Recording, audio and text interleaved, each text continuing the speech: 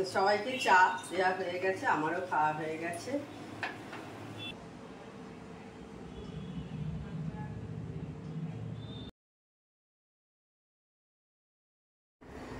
Hello, good morning, welcome back to my channel. আশা করি তোমরা সবাই ভালো আছো, আমিও ভালো আছি। তো আজকে একটা ঝকঝকে দিন শুরু হয়ে গেছে, আমি আমার ঝকঝকে ব্লগও শুরু করে দিলাম। এখন সকাল 9টার মতো হয়েছে, তো আমার কাজও স্টার্ট হয়ে গেছে।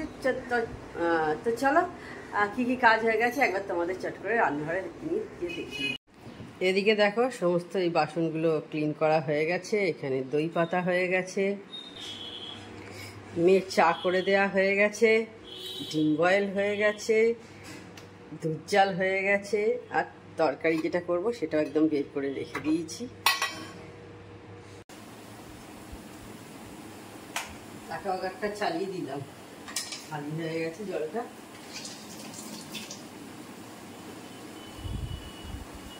আর এদিকে সেকেন্ড রাউন্ড চাও বসিয়ে দিলাম।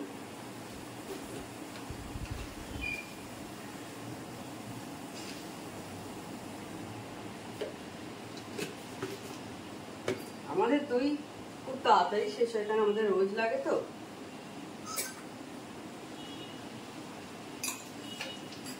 দুদিন ছাড়া ছাড়াই করতে হয়।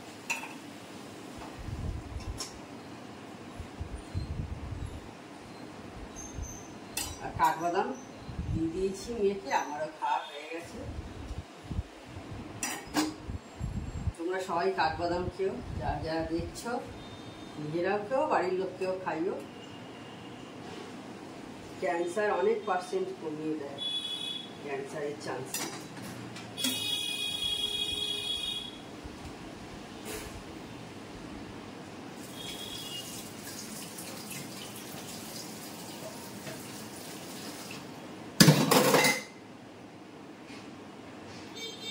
তো দিয়ে চলে আসি চা।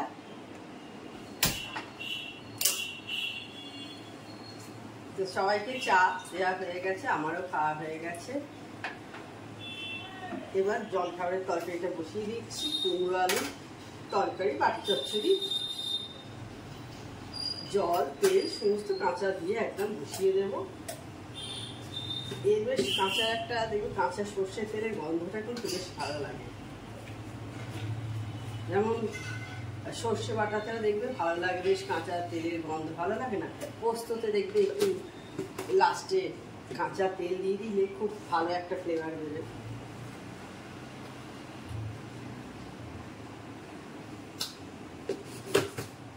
যাই হোক, নুন দিয়েছি, চিনি, তেল, এবার হলুদ গুঁড়ো দেবো একটু, আর একটু লঙ্কার গুঁড়ো, আর 5 ফোড়ন দিয়ে এবার মিক্স করে দেবো একসাথে। এবার হতে থাক এটা।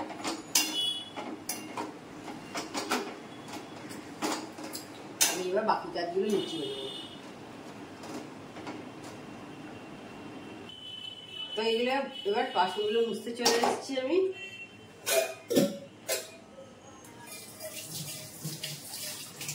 এগুলো মুছে আমি ছাদে চলে যাবো। আমি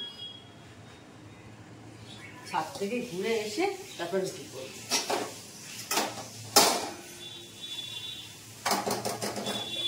তরকারিটা আগেই হয়ে গেছে দেখলে করা।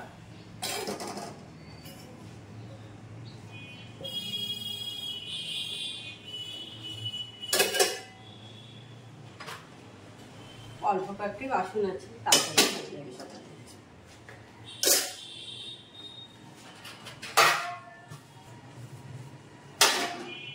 আর আমার 5খানা অর্কিডই ফুটে গেছে।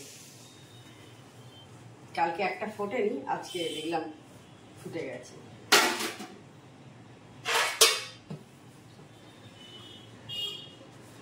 অর্কিড আমি দেখেছিলাম আমার দুবার হয়েছিল শীতকালে, এবারই দেখলাম আবার এই বর্ষাকালে হলো। সেদিনে বেশ আনন্দ হচ্ছে।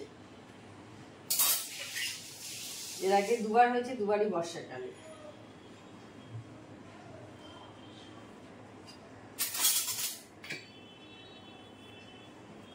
হয়ে গেল, বাসনগুলো এবার তুলে ফেলবো।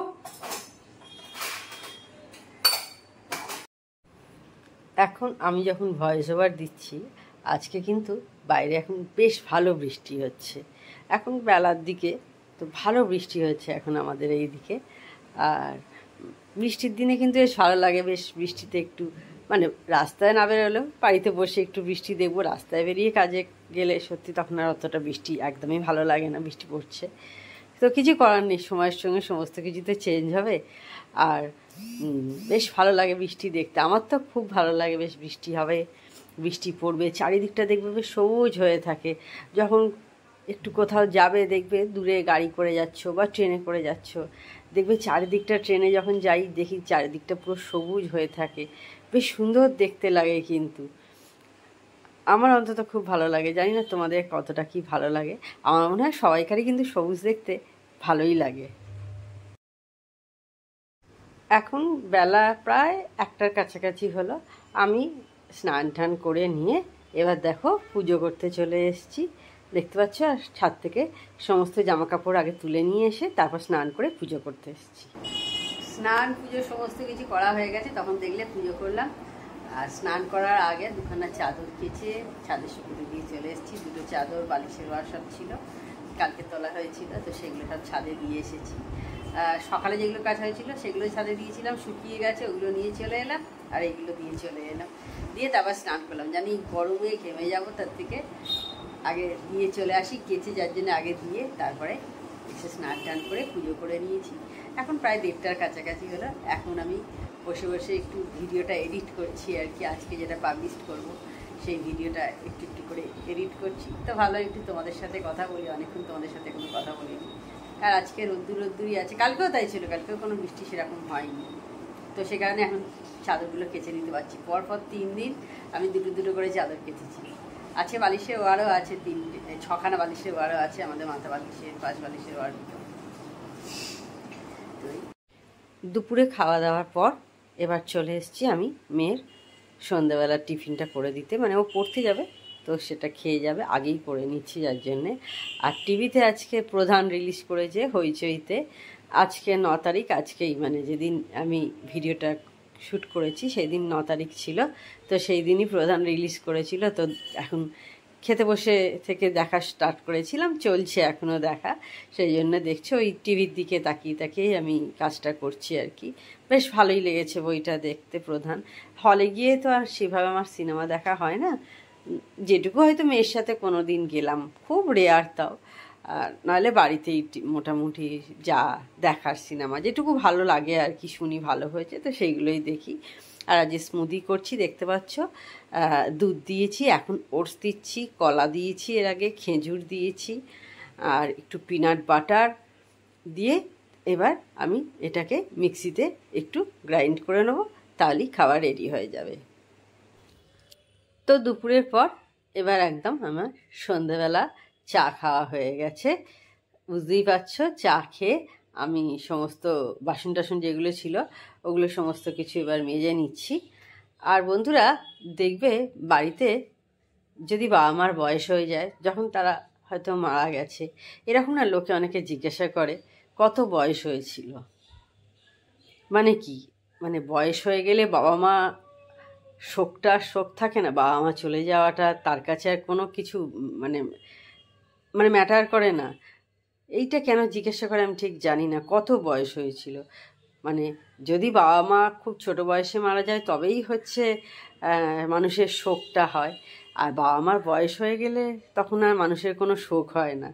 তখন ঠিক আছে, বয়স হয়ে গেছে, তিনি যেতেই পারেন, এটা ঠিক না। কিন্তু বাবা মা যদি 40 বছরেও মারা যায়, কি কারোর যদি 80 বছর 90 বছরেও মারা যায়, সেই ছেলে মেয়েটার কাছে কিন্তু তার বাবা মা, সুতরাং তাকে ওইভাবে কত বয়স হয়েছিল আমার মনে হয় এটা না জিজ্ঞাসা করাই ভালো। এটা আমি একটা কোথায় শুনছিলাম আর কি, এই কথাটা আমার মনে হলো হ্যাঁ একদম ঠিক কথাই যে বলছে, একদম ঠিকঠাক কথাই সে বলছে। এরকম দেখবে বেশিরভাগ ক্ষেত্রে আমাদের সকলের ক্ষেত্রেই হয়ে থাকে, কিন্তু এরকমভাবে জিজ্ঞাসা করে যে কত বয়স হয়েছিল। কেন, বয়স হলে কি বাবা মা চলে যাওয়াটা আর তার কাছে কোনো কিছু মানে শোকের ব্যাপার নয়? যে তার বয়স হয়ে গেছে। বাবা মা যদি ছোট বয়সে তার মারা যেত ঠিক আছে, তখন শোক মানা যেত। এখন কিসের শোক? এখন অত শোক না করলেও চলবে। এখন তার বয়স হয়ে গেছে, যার যাওয়ার বয়স হয়েছে, এটা কিন্তু মেনে নেওয়া যায় না, আমার অন্তত মনে হয়। তখন দেখলে বাসন সমস্ত চায়ের এই সমস্ত মাজা হয়ে গেছে। তো এখন জন্নাদি রান্না করেও চলে গেছে। এখন 9টা বেজে গেছে, 9:15 মতো হলো। তাহলে আজকে ভিডিওটা আর আমি বড় করছি না। আমার চ্যানেল যদি তোমাদের ভালো লেগে থাকে তবে অবশ্যই আমার চ্যানেলকে তোমরা সাবস্ক্রাইব করো, লাইক করো আর শেয়ার করো। আর যেসব বন্ধুরা এখনো পর্যন্ত আমার চ্যানেলকে সাবস্ক্রাইব করোনি, চটপট আমার চ্যানেলকে সাবস্ক্রাইব করে দিও। Tata, good night, sweet dreams.